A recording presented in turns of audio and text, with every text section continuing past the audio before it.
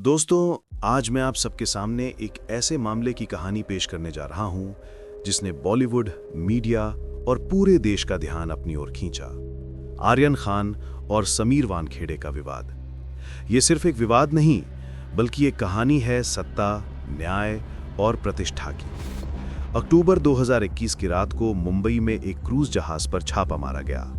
Narcotics control bureau यानी NCB ने कहा कि वहां ड्रग्स का सेवन और लेन देन हो रहा है। उसी दौरान बॉलीवुड के बादशाह शाहरुख खान के बेटे आर्यन खान को गिरफ्तार किया गया। उस समय एनसीबी के मुंबई जोनल डायरेक्टर थे समीर वानखेड़े। ये मामला तुरंत मीडिया की सुर्खियों में आ गया। पूरा देश ये जानने के लिए बेताब था कि क्या सचमुच शाहरुख खान का बेटा ड्रग्स में शामिल था। मीडिया और सोशल मीडिया ने इस मामले को एक बड़ा बवाल बना दिया। लोग विभाजित हो गए, कुछ आर्यन खान के समर्थन में तो कुछ अधिकारियों के पक्ष में। लेकिन कहानी में बड़ा मोड़ तब आया जब मई 2022 में एनसीबी ने कहा कि आर्यन खान के खिलाफ कोई ठोस सबूत नहीं मिले। पूरे मामले में उन्हें क्लीन चिट दे दी गई। लेकिन समय बदल गया और नए विवाद ने जन्म लिया। आर्यन खान ने अपनी पहली web series the bastards of Bollywood बनाई, जिसे नेटफ्लिक्स पर रिलीज किया गया। लेकिन इस शो के रिलीज होते ही समीर वानखेड़े ने आरोप लगाया कि इस शो में एक किरदार उनकी छवि पर आधारित है। उनका कहना था कि इस किरदार को नकारात्मक और भ्रष्ट तरीके से दिखाया गया है। वानखेड़े का कहना है कि यह शो न सिर्फ उनकी प्रतिष्ठा को नुकसान पहुंचाता है, बल्कि देश की एंटी ड्रग एजेंसीज की छवि को भी ठेस पहुंचाता है। उन्होंने दिल्ली हाई कोर्ट में आर्यन खान, नेटफ्लिक्स और रेड चिलीज एंटरटेनमेंट के खिलाफ 2 करोड़ रुपए का मानहानि का मुकदमा दायर किया।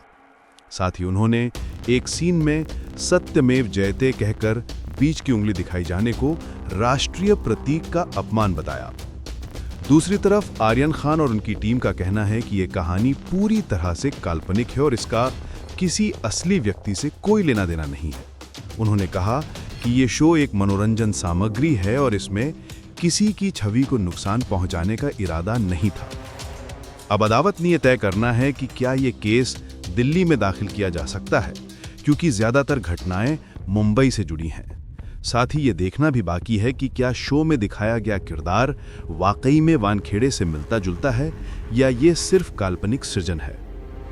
ये मामला केवल एक अधिकारी और एक स्टार बेटे का विवाद नहीं है, ये बन चुका है सत्य और छवि की लड़ाई।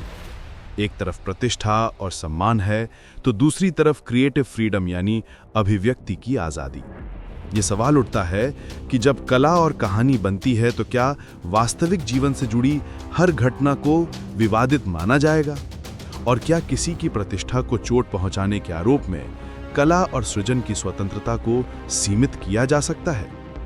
दोस्तों, आने वाले समय में अदालत ये तय करेगी कि इस मामले में सत्य किसके पक्ष में है, लेकिन इतना स्पष्ट है कि इस मामले ने एक बड़ा सवाल खड़ा कर दिया है कि भारत में कानून, मीडिया, सेलिब्रिटी कल्चर और सार्वजनिक प्रतिष्ठा के बीच संतुलन कैसे बनता है। दोस्तों, ये मामला हमें ये भी याद दिलाता है कि प्रतिष्ठा न केवल व्यक्तिगत होती है, बल्कि समाज और मीडिया की नज़रों में भी उसका महत्व होता है।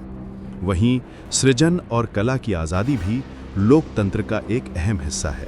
इस कहानी में दोनों की लड़ाई दिखाई देती है, एक तरफ सत्य और न्याय तो दूसरी तरफ मनोरंजन और सृजन की स्वतंत्रता। समाप्त करने से पहले मैं यही कहना चाहूंगा कि यह मामला हमें सोचने पर मजबूर करता है। सोचने पर कि जब स्टार और शक्ति एक साथ मिलते हैं तो न्याय और अभिव्यक्ति की स्वतंत्रता कैसे प्रभावित होती है। और यही वो सवाल है जिसका जवाब आने वाले दिनों में अदालत देगी। धन्यवाद।